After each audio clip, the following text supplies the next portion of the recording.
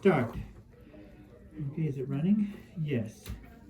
So today we're doing my knee, where I have patellofemoral syndrome. Okay. And a torn meniscus. And we've been doing subcutaneous prolo on and off for years. So we're going to start with the geniculate nerve with hydrodissection. This is between 0.5 and 1 milliliter subcutaneous in the geniculate nerve. Okay. And that's it, 0.5 milliliter. There we go.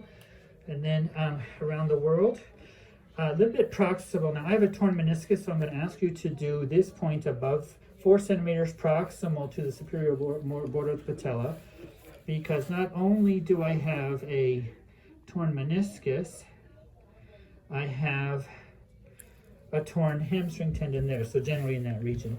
Okay, if you would please also do the medial joint line where I have a torn meniscus, which we are managing non-operatively, is no longer catching, is no longer clicking, is no longer locking up.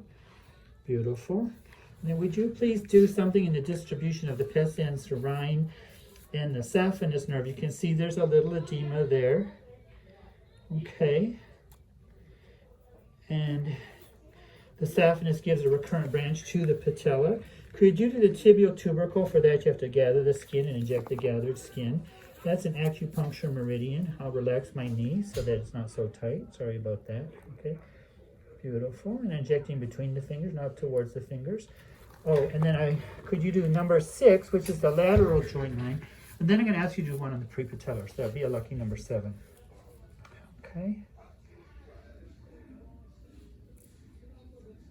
Beautiful. Thank you. And then could you just gather the same thing with this? Gather up the skin and then injecting in between your fingers, not towards your fingers. Could you do the prepatella? Now, when I was first doing this, I used to do 2 injections at the 4 o'clock and 8 o'clock locations. But now I just do 1 and it's good enough because it seems to spread. If you look at the Iranians papers and Dr.